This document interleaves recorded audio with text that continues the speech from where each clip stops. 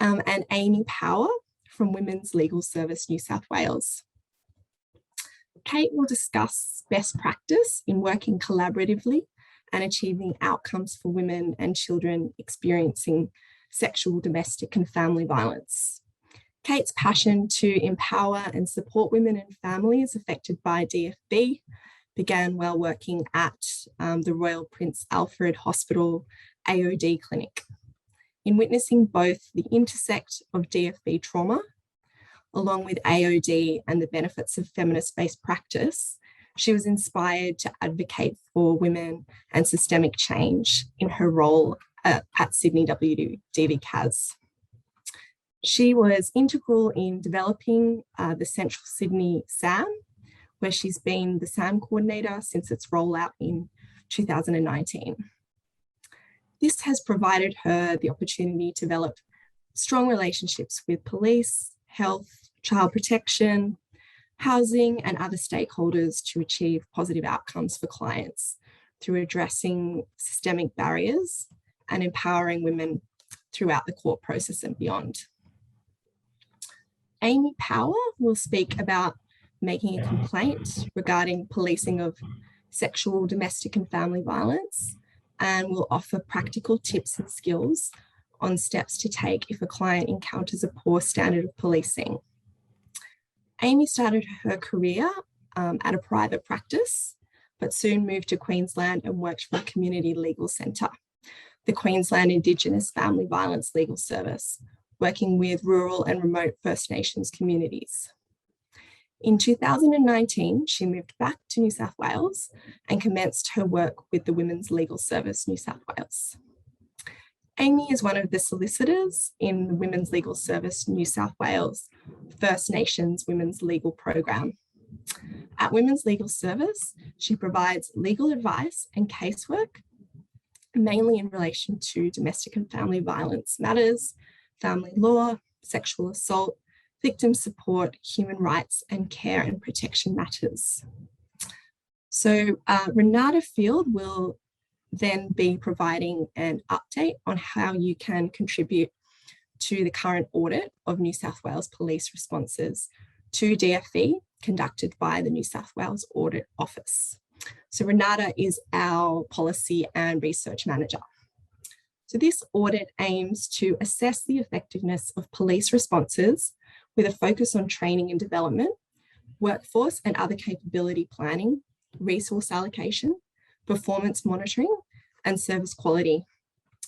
We will then pose some questions to the group on your experiences on working with police, and we look forward to hearing your comments and insights. Just a quick reminder to please keep yourself on mute. We're going to hold questions until the end of Kate and Amy's presentations. So please feel free to pop them in the chat box and we'll aim to get to all of them. So without further ado, I'd like to hand over to Kate. Thanks, Kate. Thank you, everyone. I'm just going to share my screen. Hopefully you can all see it. Okay. So I would like to pay my respects to the elders past, present and emerging. And I'm on the Durag land, which is the land of the Karinga people. So, just jumping in, we can see your Word document. Oh, okay. It says that I'll share again. I'll stop sharing and I'll share again.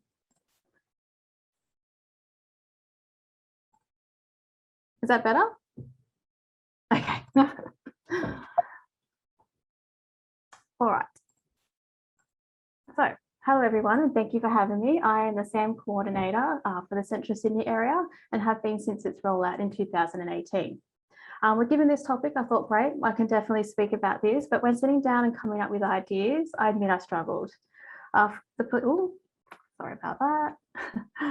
The police I work with are fantastic. Myself and my service have a great relationship with police. We understand each other's role and how we can assist and support each other to achieve great outcomes for our clients. So I had to really take a step back and think, how did I get here? For the past 3 years, I've been a SAM coordinator, but before that, I was the administration officer, the intake officer. I provided court support on list days and for hearings, and on occasions, I stepped in for the court coordinator's role. Through these experiences, I was able to build rapport with police and better understand their role and how we can work together. However, when I stepped into the SAM role and took part in its rollout of the Central Sydney SAM, our working relationship blossomed, I guess you could say. We were all working together to navigate our roles and responsibility at the SAM. We were confident in what we could achieve. However, when it came to the SAM, it was such a foreign element to the work we do. I have been very fortunate, but I know for some areas and services, this may not be the case. So hopefully I'll speak to this and give you some helpful ideas and examples about how to work with police. Okay, so understanding police. I think it's helpful to remember that when police respond to a domestic violence incident, it is the general duties officers who attend. These officers also respond to traffic offences, neighbourhood disputes, break and enters, theft, and the list goes on. For these officers responding, they are looking for evidence of an incident occurring. As we know, some of the victim survivors may present as aggressive, unpleasant, suffering from mental health issues, or not forthcoming with information, or willing to provide an account of what has occurred, and may even minimise the incident by saying, "I just wanted him to stop or to leave. I don't want him to get into trouble." For some survivors, they don't even know how to begin to verbalise or articulate the ongoing domestic and family violence they've experienced. Many survivors have completely shut down. In some cases, this allows the perpetrator to have their voice heard rather than the victim's, resulting in the victim becoming the defendant and putting the victim and their children at even more risk. This is unfortunately very common. Whilst we know as domestic and family violence specialist workers that the victim survivor is terrified, they may even genuinely believe it's their fault. It was because of their actions that made him angry or violent. They are conditioned to believe that his behaviour is normal and therefore the victim displays the before mentioned response when speaking with police. Whilst many police dedicate themselves to understanding domestic and family violence in all its forms, other officers may be dismissive or even see the victim as preventing them from doing their job. In some cases, the reported incident is dismissed as being a matter for the family court and no action is taken. Police may see the incident as black and white. However, as we know, there is no straightforward situation or incident, and for police it requires time and constant re-evaluation and assessment, which general duties officers simply can't keep up with. Often after time and with the help of support workers and counsellors, the victim survivors become empowered. They may begin to understand the many elements and facets of the domestic and family violence they've experienced. They want their voices heard. But sometimes it could be too late. The damage has already been done and minds have already been made up. It is our role as domestic and family specialists to advocate for the victim, to convey their feelings, their experiences of violence and their response or lack thereof. So, getting to know your DVLO. And this is where the DVLO comes in. So that's the Domestic Violence Liaison Officer. As many of you may already know, the DVLO is a specialist police officer who is trained and has a knowledge and understanding of the dynamics of domestic and family violence, as well as the child protection procedures. They also provide victim support and attend court on AVO list days. The DVLO provides advice to their colleagues and victim survivors. They maintain close relationship with support agencies and they review and oversee all domestic and family violence cases within the station. The DVLO has a common goal of keeping the victim survivors safe. So to all domestic and family support agencies out there, I would recommend you get to know your local DVLOs. It is the common perception that officers in charge, which are those who attend the initial incident, are the officer to contact with questions or to provide information. While this may be true when it comes to attending the court for hearing, it is the DVLO who attends each week and familiarises themselves with each matter. For the officers in charge, they are often on shift work and responding to many other matters. For the DVLO, this is the core of their work and their priority. For the most part, DVLOs are more than happy to hear from support workers as it assists them to achieve great outcomes and to understand what is happening for the victim outside the reported incident. We are able to convey the victim's wishes, and as my colleague has described so fittingly, we are the translators for the victims. By getting to know the DVLOs, you're able to build rapport, have those very important discussions and on what police can do, and also about what we can do to best support the victims we are working with. And to this, I have some examples of how we've worked collaboratively with police. So a victim was referred to me by health as she had attended the hospital experiencing soreness to her neck. She had bruises. She was experiencing ongoing headaches, dizziness, loss of focus and memory. The victim disclosed that she had a physical altercation in the prior days where she was strangled by her partner. However, when police responded, she was terrified and reluctant to provide a statement, but did mention that she was strangled. The partner, on the other hand, was very forthcoming with his account of what had happened. He even had evidence of scratches on his face and arms and provided a statement to police. In speaking with the officers, the victim admitted to throwing a cup of noodles in the direction of her partner. With both the physical evidence and her admission, she was charged and an AVO was applied for to protect her partner. At this time, the victim did not have evidence of a physical altercation as the bruises had not yet formed.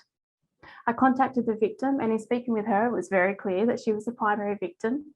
She stated that she was doing everything she could to stop him and that the scratches were as a result of her trying to get him to release his grip. The victim even stated that when she was taken into custody, that the female officer had stated, "I'm sorry, I don't know what to do about this. We can't prove that there was an assault. The magistrate will throw it out." At this time, the victim was still living with the perpetrator. He was apologising for his actions. He stated that the police must have misunderstood him. So I urged the victim to attend court for the matter where she was the defendant, to bring all her evidence, the photos, the doctor's reports, etc. Together, we spoke to the DVLO, provided the evidence, and even a letter of apology from the perpetrator addressed to police, stating that he was exhausted, stressed, and had been drinking at the time and wasn't thinking clearly. He alluded to not remembering giving evidence and that he didn't need an AVO to protect him, leading the victim to feel that it wasn't his fault that she was now in the situation where she was the defendant. It was the police's fault. I strongly advocated with police, and at one point, the DVLO asked, "What do you think we should do?" This question came from the trust in my relationship with the DVLO, with the DVO valuing my opinion as a subject matter expert and want to assist the best they could. The DVLO went back to the station after court, reviewed the evidence, spoke to the superior officers, asked that the victim attend the station and they would personally take a statement. Due to the positive experience the victim had with the DVLO at court and the understanding they had for what the victim was going through, the victim provided a statement. And on the next occasion at court, the AVO and charges were withdrawn where she was the defendant and the perpetrator became the defendant. In other circumstances, our service has received many referrals where police have attended to what is described as a verbal argument. The victim was told that there isn't enough evidence for an AVO. In speaking with the victim, she outlines the circumstances which led to the argument, the threats that had been made in the past, and that they have experienced the characteristics of coercive control. And as we know, this is a very grey area in the law. They are losing faith in police as they had explained this to the officer that attended. Our service has relayed this to the DVLO and asked that they speak out and asked that they reach out to the victim. The DVLO gave the victim a call. They listened to the victim's concerns and they encouraged her to attend the station if they would like to speak in person, just to have a chat. They don't have to provide a statement if they don't wish. The DVLO explained the process of applying for an AVO and their limitations and what is required evidentially for this to happen. Whilst in this instance, an AVO wasn't applied for, this chat led to the victim feeling heard and her experiences were validated and acknowledged. They understood why police couldn't apply for an AVO at the time, but they knew to call the DVLO in future if they had any questions or concerns. Together with police, our service has achieved property recovery orders to retrieve pet dogs. We have worked together to vary AVOs to increase them or lessen them to best suit the victim. And we have simply worked together with the victims to assist them to feel confident and supported to speak up and report a long history of domestic and family violence. These are perfect examples of how getting to know your DVLO is so important. They value your knowledge and expertise, and great outcomes can be achieved.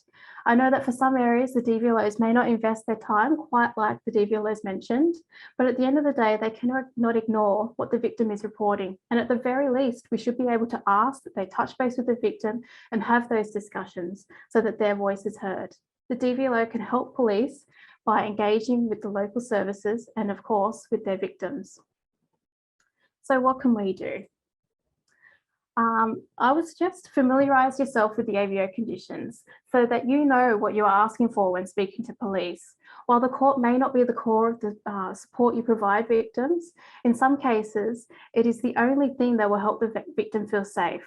The victim may not want to report to the may not want to provide a statement, but if you can equip them with an understanding of the conditions and what police intervention may look like, they can be provided with the confidence to report.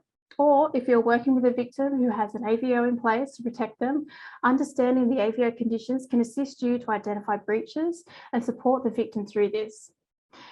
If the client has questions beyond your area of expertise, this is where your relationship with the DVLO could become extremely helpful.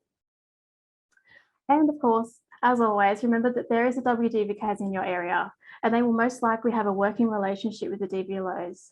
WDVCAS can assist in advocating with police or by even getting you in touch with a DVLO. They can simply provide practical information about the court process and link your client in with the duty solicitor if legal advice is required. Not only that, most WDVCASs have an Aboriginal specialist worker and a cold worker who engages with community and works towards a strong relationship with police, including the Aboriginal Liaison Officer and the Multicultural Liaison Officer. At the end of the day, you don't know what you don't know, and by working together, amazing outcomes can be achieved. Police still have a long way to go. As community workers, we are constantly stressing the importance of training and education for all police officers so that they have a better understanding when responding to sexual, domestic and family violence, which is a huge portion of their call-outs. I hope that I've provided some useful information, insight and some examples on how to work collaboratively with police to achieve best outcomes for survivors of domestic and family violence. Thank you. That's all. Thank you, Kate, for those amazing insights. That's some fantastic work that you're doing and amazing advocacy, particularly for those female defendants. Thank you. Just to let everyone know who's maybe entering late, Kate's slides and Amy's slides will be shared with the group afterwards in an email. So over to Amy. Thank you very much. I'm just going to try and share my screen. Is that looking okay for everyone? Brilliant. So thank you for asking me along today. I am going to be speaking to you about how to make a police complaint, which is a lot of the work that we do at Women's Legal Service New South Wales. I'd like to acknowledge that there is wonderful police out there who do a great job, but sadly we hear a lot of stories about where police response has been inadequate and it's had ramifications for our clients. So I'll be talking to you about what you can do in those circumstances if a client presents with some poor policing standards and what they can do to follow that up.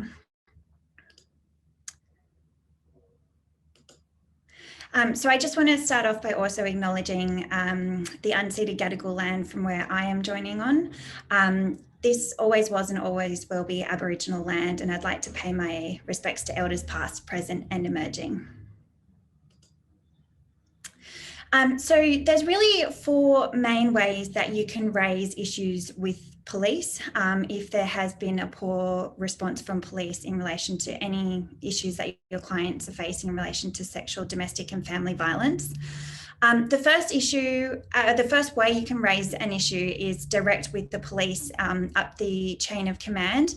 This is probably the fastest way to get a response from police. So if there's an urgent or critical situation where your client might be at significant risk, it's probably best to try and address that directly with the local area command where your client might have first reported to police, or they could have attended a scene where there was an issue with sexual, domestic and family violence. If you need action quickly, like the police taking out an AVO where it hasn't yet occurred, doing some direct advocacy with the local area command is most likely to get you a response as quickly as possible. Raising it with the shift supervisor at the local area command, it can aim to resolve the issue quite immediately. Also developing relationships where you can with police in the local area and where you're working can be helpful. We've found with some domestic violence liaison officers that we have built rapport with and have gotten to know. Sometimes if we're able to draft a brief statement for clients, send that to the DVLO, they can get it before an officer in charge that can then make an application quite quickly to take out an AVO or something like that. So having that bit of rapport, knowing that if it's something from our service, that the police should, look into that and take it seriously, as they should with any report from somebody in relation to sexual and domestic violence. But sometimes it can be that networking that can help try and get a faster response from police when it's needed, particularly if it's a critical issue and someone's safety is really at risk. So always going back to the station where you first started, and if you can't resolve it with the officer in command, trying to raise it up the chain of command a little bit for a more immediate response is the first option available to you or to a client to try and resolve any issues. The next option is to make a formal complaint to the local area command. So where the actual officers came from, which station, if you write a formal complaint to them about what issues have occurred. So the complaint can be lodged through an online form, or you can also do a hard copy form and send that to the local area command. It's a good idea if the client is able to recall incidences that can help the police identify who is involved and what the issue was. So if they know who was the officer in charge or the person attending, to know their name, know the location of where it happened, the dates and times, if they can recall it. That's not always possible, but if they do have that information, it can help the police identify exactly what the issue was and where it happened. And sometimes body-worn camera footage can be viewed by the police to review exactly what has happened. So the more information you're able to provide in your police complaint, the easier it is for them to be able to ascertain exactly what's gone wrong and whether there has been any breach of policing standards. So they have a pro forma police complaint form, which I've put on the slide there for you. You can access it through that link. And as Livia said, you'll get a copy of these slides after the presentation as well. You can use that complaint form as a guide and fill that in, or sometimes if you need to make a more detailed response or police complaint, you can also just do it in a Word document and address it, and try and put as much detail in there as you can about what exactly has occurred, who's involved, when it happened, what local area commands were involved. Sometimes clients might have reported to numerous different area commands, so identifying which ones were the problems and what has happened there. If they know the name of the officers that are attended, naming the officers. If there's any witnesses available or any other evidence that the client might have that you can provide to police, including all of that into the police complaint can be helpful for them to then be able to investigate that further. The next possibility to raise an issue with police is a written complaint to the New South Wales Police Force Professional Standards Command. This is usually for more serious breaches by police. So the Professional Standards Command is a specialist command that reports to the Deputy Commissioner Investigations and Counterterrorism. It sets standards for performance, conduct and integrity, and the main aims are for promoting professional standards, investigating serious criminal allegations, corruption and high risk matters with police officers. So this is usually for more serious complaints of police standards. It might be of more systemic issues as well. And the main functions of the command is to provide advisory, consultancy and review services in relation to investigations, critical incidents, complaint management and employee management. So for us in our service, usually we don't usually complain to the Professional Standards Command. Usually individual client issues that we face, we're either reporting to the local area command or to LEC, which I'll get to in the next slide.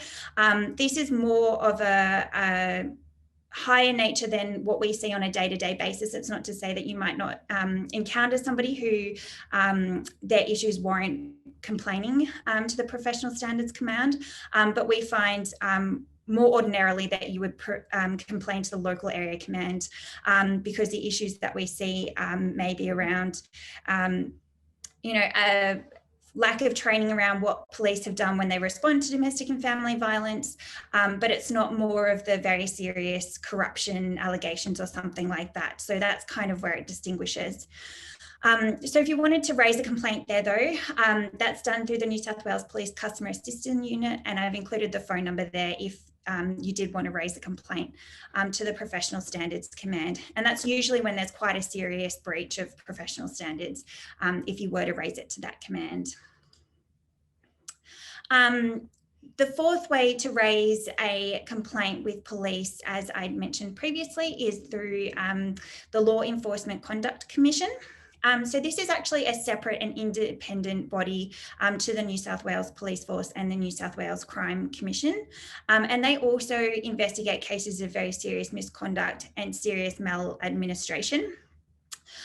So it's important to note that primarily the local area command and police force are the ones that will deal with police complaints.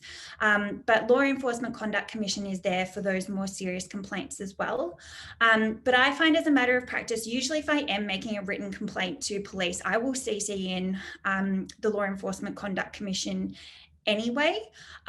We have heard anecdotally that they kind of monitor when police complaints are received and that they just keep an eye on those things. So usually when our complaints that we CC LEC into are referred back to the local area command anyway, they're kind of an oversight. They might be monitoring and taking statistics about which particular local area commands are, repeat problems at.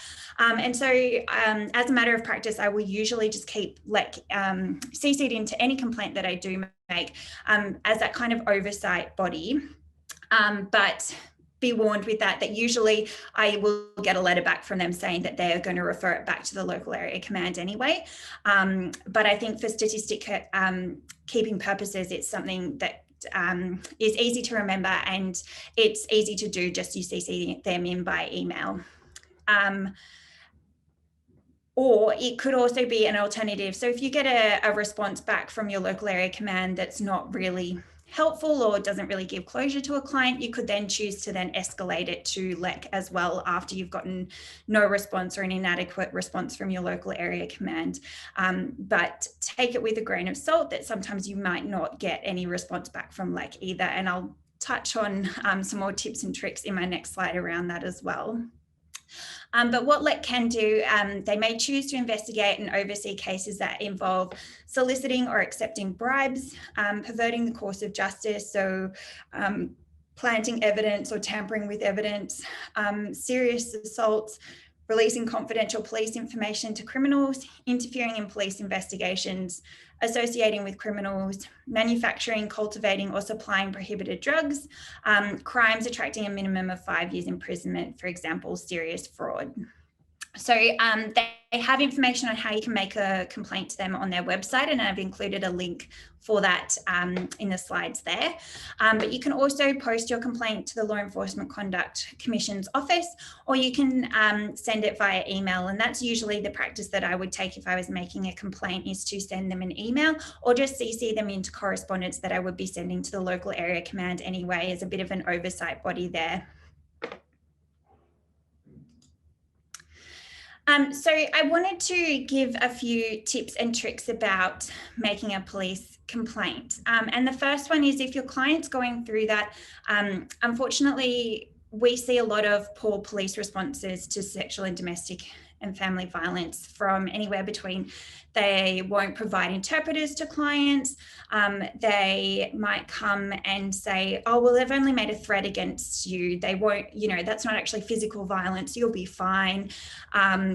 People not feeling believed by police, repeatedly having to report to police about sexual and domestic and family violence, and they don't take that seriously. They refuse to take a complaint. They refuse to take a statement when requested.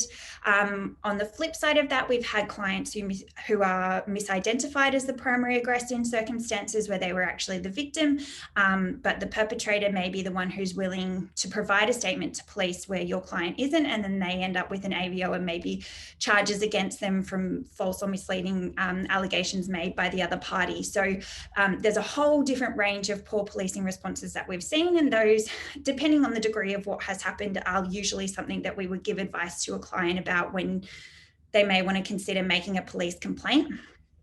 Whenever we give advice about making a police complaint, we always try and manage client expectations. We find by and large, it's a very ungratifying and unsatisfying process. You will make a complaint, a formal written complaint to police, and it's usually a very non-transparent process. We might 3 months down the track get a letter back saying, we've looked at this and no further action is going to be taken. And that's all the insights that we will get. Police, if you try and speak to them directly, may not give you any more information than that and just say, we've looked at it and we're satisfied that there's no further action that needs to be taken. In some circumstances, we might want to then escalate that to LEC and have LEC looking at it into the issue as well. Again, that can be an ungratifying and unsatisfying response for clients as well, because LEC might say this is appropriate to be dealt with by the local area command, we're sending it back to them. So I always try to give that caveat to clients when we are recommending or suggesting that they could do a police complaint, that they may not get any sort of satisfactory response as a result of that. Some clients find it useful enough just to make that complaint as a matter of process, and that's, you know, they want that raised. And usually the outcomes that they want from the complaint is that there be better police training so it doesn't happen to somebody else again in the future. Sometimes they may be looking for an apology, but that may or may not happen, unfortunately, and we find that it's a problem when making a complaint to police, that there's just no transparency about that process. We don't know what, if anything, has been raised with the officers involved, and we don't know exactly you know, how that's been accepted by police, reviewed at all, whether there's been any action taken at all. Usually we get a one-sentence response and just saying, we've looked into this, and that's about all you get. So that's why sometimes we find doing that direct advocacy with the local area command rather than writing a formal written complaint. If it's a media issue, raising it direct, advocating to the officer involved or to their superiors or shift supervisors at the time, that can usually see a more immediate response, get some action taken, and particularly if it's a high risk scenario, making a formal written complaint probably isn't the best process because it can take quite a while before you'll get any sort of response from the police in relation to it. Also think about your timing when you're making a complaint against police. Sometimes we'll have clients who would have reported a domestic and family violence issue. Police don't take any action. Maybe another incident happens, police come out and they do end up taking out an AVO. And so they've gotten to the point of the end outcome that you probably wanted, but that should have happened at the first instance when the client made a complaint. So when we speak to them, we let them know about their right to make a complaint that the police didn't take action earlier, but it's probably not in the client's interest to raise that complaint while the AVO or criminal charge proceedings are going along, because particularly if it's a police application, they're the ones that are prosecuting that matter throughout the court, and you want to keep them on side and not, you know, you'd hope that they would always act with professional standards, and that wouldn't make any difference to how they would treat the client going forward. But it is something that we are slightly wary of. So if the appropriate action is finally being taken by police, we would usually wait till that's been finalised, they've got a final AVO in place before we would make the formal police complaint, so that that doesn't have any, you know, unintended consequences for the client. So it's just something to think about with timing for making a complaint. And the last tip is also, we like to, in our complaints, reference the police code of practice. I've kept a link there for you for what that code of practice is, but it's quite an extensive code of practice about what's the appropriate response that police should take when they're responding to domestic, sexual and family violence. But often police officers deviate from that when they are responding, and you get inappropriate responses. So outlining what the expectation is that they should be doing, and then outlining how the particular officers involved have actually breached those expectations is something that we like to do when raising police complaints, to show you know, where the discrepancies are and why the client feels aggrieved in those particular circumstances. So that concludes my part of the presentation. So thank you so much for having me along today, and hopefully you found that useful. Thank you very much, Amy, for that really super informative presentation.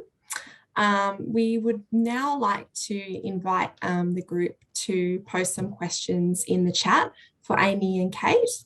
I've got one to start us off. So this was from Julie Elizabeth. Is there some advice about how to prepare a statement with clients and police? That one might be for you, Kate. Yes. So I guess in this instance, maybe speak to your local WDVCAS.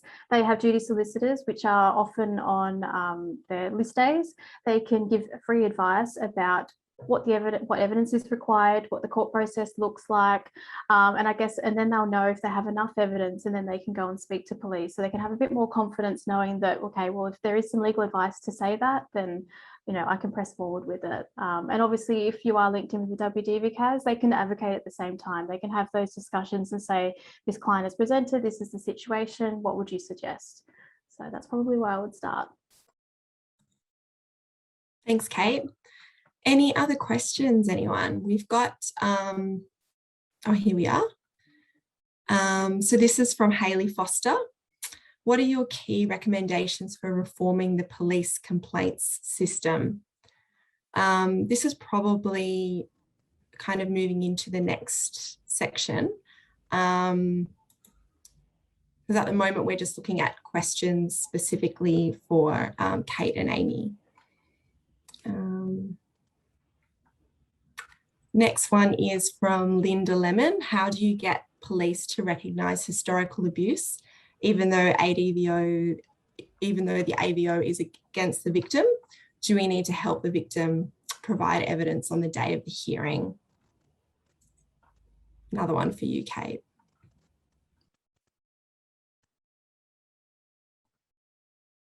Sorry, I'm just reading it again just to make sure I've got it right. Even though the AVO is against the victim, do we need to help the victim provide evidence on the day of the hearing? I guess that comes down to the legal advice that's given. I guess if they're a defendant, there are some implications, I guess, in giving evidence. So once again, I would suggest legal advice. Obviously, that's far beyond what I can provide. Yeah, that's probably where I would sit with it. Hope that's helpful. I think, throughout the court process, they would be given the chance to put on their own evidence. You can also do written representations to police about the context and the history that's going on there. Often police don't withdraw AVOs against clients. We find that that's a very hard thing to happen, but they could try and do it. So written representations are not on court record. They get sent direct to the police and outlines a request to have the AVO withdrawn against, for instance, a female defendant who may be the person who's the primary victim of abuse, and that context is relevant. So that's one step that we take with Women's Legal Service, is sometimes writing those representations to police.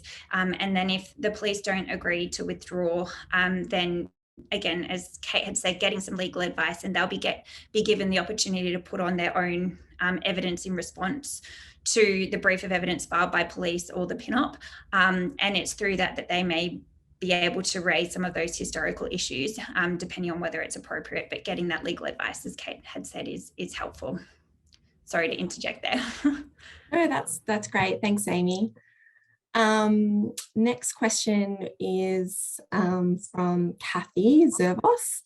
Is there a process of police accountability that would be shared with the police?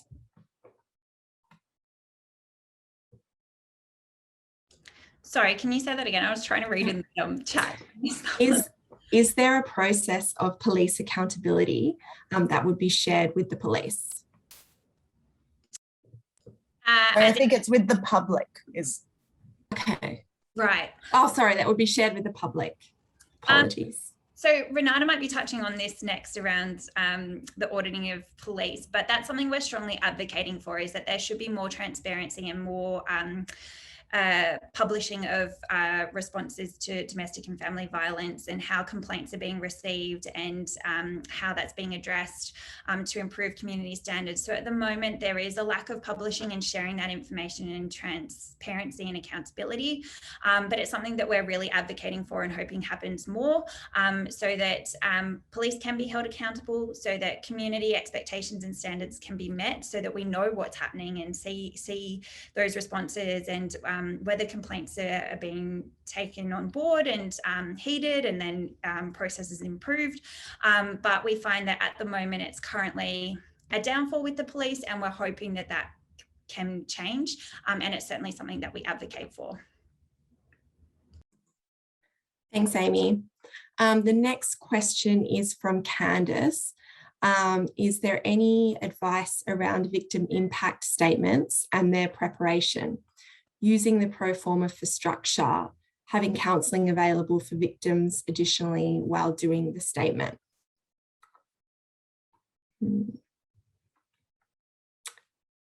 Amy, is this one that you might have some advice on? Yeah, so victim impact statements are generally used during sentencing for criminal procedures. In terms of statements in general structure, it's best to write things out in a clear, succinct, chronological format, and set that out in a way that's easy to read. There are some pro formas produced by the local courts for statements in general. They're just called witness statements, but that could also be used in terms of a victim impact statement. And it's always a good idea to wrap around support for a client who is going through a process like that. Any, time that they're going to have to delve back into the trauma that they've been through is going to be incredibly difficult for them. So if you can try and set them up with counselling appointments before and after going through that, sometimes it might take them a long time. You really need to extract detail from them. If it's, going to be a statement used for an AVO, for example, for evidence, you need a level of detail for the court. And so that's difficult. It dredges up really difficult subject content and traumatic subject content for the client. So trying to be sensitive about when you do that, try not to do it on a Friday afternoon just before they're about to start a weekend and not going to have access to support services over the weekend. If you can arrange counselling appointments for them after they go through that process, and if you have the luxury of a bit of time to be able to do that, maybe doing it over a couple of different appointments so it doesn't have to be a really long, grueling process. And it's probably a case-by-case basis for what's appropriate for a client. Some clients might just want to do it once and get it out of the way and done with, and trying to get all that evidence that you can from them in, as little amount of time as you can from them. Or some people might say, I've got half an hour today and that's all I can do. And, sit down with them for half an hour and then come back a couple of days later after they've had a counselling session, had a bit of a break, and then address it again. So just try and be responsive and see what the client's comfortable with. But if you can wrap them around with those support services when trying to take evidence, then, help them debrief, that's always going to be of assistance to the client if they find that appropriate. Thank you, Amy. Okay, we probably only have time for one more question in this section. So this next one is from Hayley Foster. In your experience, what percentage of complaints result in a positive outcome for your client? Unfortunately, I don't have statistics on it. I can speak anecdotally to our service and the police complaints that I've been involved in. It's very low. I've had one helpful response with police. They were willing to provide a copy of the DVEC, so their police recordings of what had actually happened. And whilst I think best practice, you could have hoped that the officer would have dealt with things a bit better. I don't think they'd actually breached any of their standards. So us being able to see that and then walk the client through that and help them try to understand you know, what the police standards are and what had happened, and you know, why the officer had taken certain actions. Our client had a limited understanding of English in that circumstance, so she just felt confused. But actually being given that video was helpful to walk the client through exactly everything that had happened and help her better understand it. But that is few and far between. That has only ever happened once for our practice. The only other time we've had, I can recall another occasion where we've had one apology, and outside of that, everything else comes back with a one-line response. We get barely any information. We're lucky if we're actually contacted over the phone by a police officer. Otherwise, we just get a piece of paper in the post to say, we've looked at that, it's not going to be taken any further. So unfortunately, it's quite a low, but I don't have exact statistics for you. I'm sorry. Thanks, Amy. Look, we'll have to move along to Renard's update on the New South Wales Police audit. Thank you. Thank you. And thank you so much, Kate and Amy, for all of your fantastic inputs. And as Delia mentioned in the chat, we will try and get back to people with answers to their questions that we just have time for, and so we can provide those via email. So I just wanted to really quickly update people on the audit of police that is happening by the New South Wales Audit Office. The inquiry submission process ends end of September. So DV New South Wales will be putting together a substantial submission on behalf of all of our WDVCAS and DV New South Wales members across the board. So later this afternoon or early tomorrow, you'll get a survey, and we would really appreciate it if you could take some time to fill that in. Depending on how many packs you work with, it could take a little bit of time for anyone who's working with multiple packs. If you're just working with one pack, then hopefully it'll just take 10 minutes or so, but we would really appreciate your feedback on that, because we think it's really important to make sure that we're representing all of you across the state, and that this is a really important opportunity to have some transparency into police. As Hayley mentioned in the chat, we haven't seen a big report like that for over a decade in New South Wales. And so we're really interested in what the Audit Office will find. I guess you'll see if you click on the link that I popped in the slide, in the chat box, the remit of their work, but they're really looking around the capacity of the New South Wales Police Force, how effectively it's resourced, and if it's effective in policing domestic and family violence. So I think that we'll be able to give some substantial input in that, and they're particularly looking at improvements since 2016 with safer pathways, etc. So as I said, we'd really love to get your feedback through the survey, but from now until the close, we've just got a little bit of time to have a bit of an open conversation and hear anybody's thoughts about what are the major concerns that you'd like us to bring into that submission.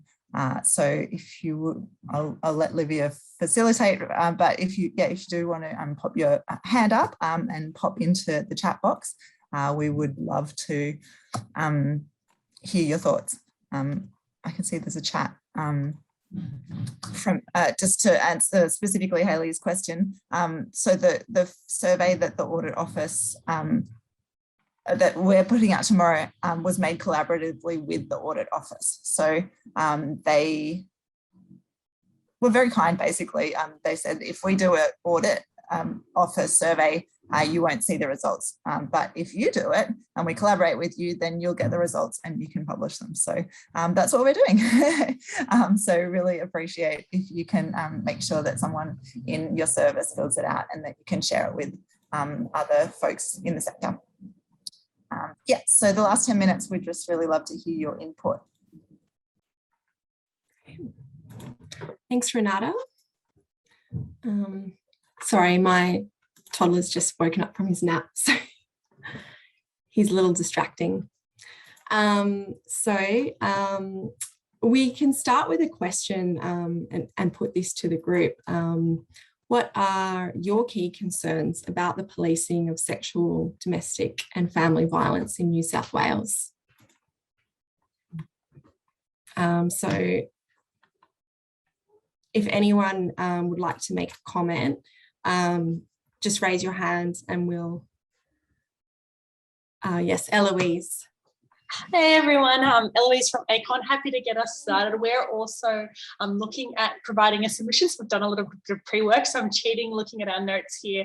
I guess looking specifically at police and their work with LGBTQ people, we're really concerned about, cultures of a lot of transphobia, confusion about how to identify a primary perpetrator when there may not be a woman present in the incident, or they might not be able to use that kind of standard understanding of the gendered nature of violence without that understanding of how that applies to LGBTQ communities. So that's, and some of that historical mistrust and homophobia coming from police as well is something that we'll be raising to kind of talk about the need for police to work more closely with community, to work more closely with the organisations that support community, and also ensure that LGBTQ people are included in the kind of training and that kind of stuff as well. Some of the guidelines that are in the public documents speak pretty well to how to refer men on and how to refer women on, but don't really explain to police how they can support non-binary people, people that may not identify with, as a man or a woman in that setting. And so we're just saying, the guidance needs to be provided to police around that as well. It's just a couple of things there. Thanks. Thank you, Eloise. Does anyone else have any other comments around key concerns about the policing of sexual, domestic and family violence? If you'd like to raise your hand. Okay, I don't see. It's Bev, sorry. Hi, Bev. How are you? Nice to see you. I'm well. How are you? Hi, everyone. Sorry, I couldn't find the hand. That's Anyway. perfectly fine. Can you hear me okay? Yes. Yep. I just wanted to make a comment about training, police training. Not so much in that initial phase at the academy, but for me, it's more about once they've got their boots on the ground, so to speak, and they're working general duties, the training after that and the training locally for those police is lacking. And I think what tends to happen is they fall in with whatever the process, the culture, the whatever is of that command, which can be good and bad. And I am a great supporter of police working in this area. But I think it's very difficult when you have an education command that has probably 3 officers working in it to cover the whole state. And for instance, we've had one lot of face-to-face training in terms of the DVSAP, the Domestic Violence Safety Assessment tool, since it began in 2014-15. So that is a major issue for me with general duty police. Thanks, Bev. Linda, I'd like to go to you next. Linda Lemon had her hand raised. I'll be going to you next, Tally. Thanks very much. Look, I suppose very much like Bev, I'm very concerned that there's still on the front line, there's still very negative responses from police towards women in relation to culture, in relation to comments that are quite derogative towards women. And in the sense that I've had clients speak about how they were, told to kind of stop crying or to, pull themselves together, or, you know, things where, well, what are you crying about? There's nothing to be crying. And these were from female officers, not just male officers. So on a broader spectrum, I guess that training or that understanding, I understand they deal with so much, you know, and I, you know, grateful to police on many, many occasions that have done great work. But I think that training and that understanding of that at that initial point, we had one client that was, had 5 officers in her home, and she didn't give a full report on what had gone on. And then when we tried to advocate for her to make a further statement to add to her statement, because she'd forgotten about a headbutt and all kinds of things, it was absolutely really difficult to be able to get any kind of added information into that report. So, and the response from the officer was so negative. She was terrified. She had 5 men plus her husband in a lounge room all around her, and she was terrified. There just doesn't seem to be kind of any consistency around recognising the impact and what's happening at the time by police. Thanks, Linda. Okay, moving on to Tally. And then Rachel. Sorry, Tally. No, that's all right. Yep, don't want to forget Rachel. I want to build on those 2 points as well. Also highlighting the unconscious bias that so often comes in with police officers, especially around Aboriginal and Torres Strait Islander people, as well as women, as well as transgender, etc. And the fact that they often make a decision about guilt before they've even come into the room to assess a situation or talk to someone. And I was building on that training, like actually finding a way to inbuilt training, trauma training into the policing process so that people actually know how to understand trauma, how people respond to trauma, you know, what a woman is going to be saying or doing in that situation, or a victim. So I think those kind of things are really, really important to address and to get consistency. And there's no consistency in the police service. It depends who you've got, depends who you know. So they're the things I wanted to briefly mention. Thanks, Tally. Absolutely right. These things are really concerning. Next up is Rachel. Thanks. So I was going to say a lot of what Linda and Tali just said. You know, there's a lot of inconsistency, but one thing that we have kind of questioned and we don't seem to be able to get a specific answer to is we have the DVOs in place, and obviously they have a lot more training, and they really, most of them are pretty awesome at understanding what DV is and are the go-to within the station for other officers. But they're working Monday to Friday, 9 till 4, 9 till 5 if you're lucky. So what happens when they're not there? You know, we've seen plenty of occasions where they might be in a training or, you know, something happens at 4:30 on a Friday afternoon and it can't be dealt with again until Monday morning. Why are they not on shift patterns too? We know DV doesn't happen Monday to Friday, 9 till 5. So why are they only covering those hours? Why isn't there kind of more shifts for them so that they can cover those hours better? Our handovers, and sorry, Livia, because it's so hard to multitask and see the chat box. We're going to have a question from Moni and then finally from Tony. Thank you.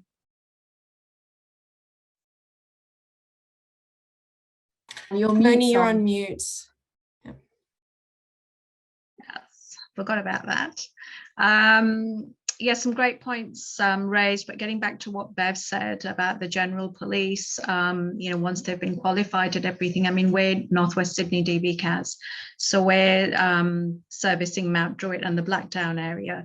There's a lot of different cultures in the area, you know, it's very multicultural, and I think there's not enough training regarding the sort of the lax packs that the police are with. I think they should have some more training to service the different nationalities as well, the different cultures there, and I don't think there's enough of that.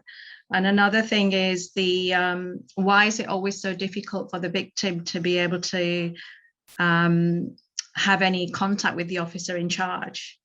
You know, when there's an AVO in place, it's going to hearing, they need to make that contact, and you just hear it again and again.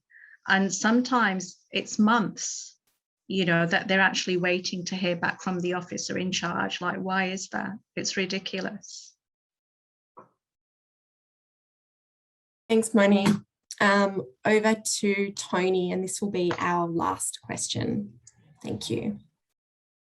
Thank you. Hello, everybody, and great session. I guess just a couple of points going off what everybody has already said.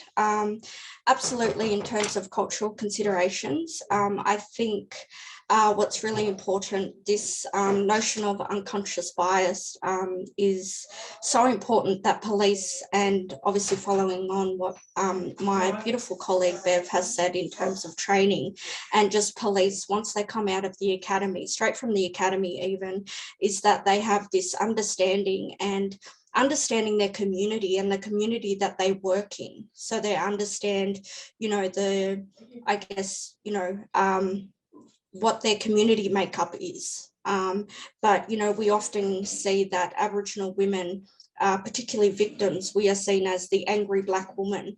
And little do people know that majority, stats will tell you that majority of Aboriginal women are assaulted by non-Aboriginal men, but yet people don't, want to, whether they don't want to recognise that, or just the bias is that Black men get belted around, Black women, get belted around by Black men. So that sort of thing. But I think to another important thing, what they do really well out west is that police, and I think they need to focus a lot more on it in the city as well, is that police, when they engage in their community engagement, when they want to, yes, there's a long way to go, and Aboriginal people, want to be able to engage with police as well, but their community engagement and just how they interact with their community will also go a long way. So if we can put that into, someone can, I guess, suggest that in the survey, makes a big difference. Working with their ACLOs, working with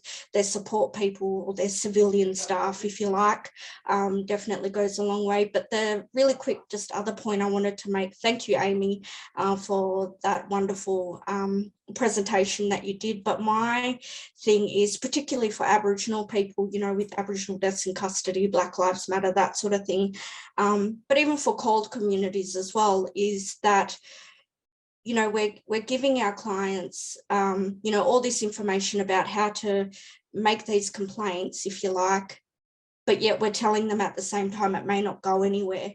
Are we just doing them more harm? And that's what we're constantly doing. Like, I just feel like it's a bit of until they can fix it on the inside, or there's some, non-biased approach to how they, I guess, investigate, I don't think it'll ever change, unfortunately. That's it. Thank you. Yeah, good. Thank you so much, Tony. Really important insights there. So I'd like to thank everyone who joined the call today, and a big thanks to our guest speakers, Amy and Kate as well. Thanks everyone for sharing all of your wisdom and your wonderful insights today. We will send out the recording later in the week, as well as our police audit survey, which will be coming out really shortly. And as Delia has mentioned, we are banging on that drum every day with police as well. Yeah. All right, thanks everybody, and have a wonderful rest of the week. Stay safe.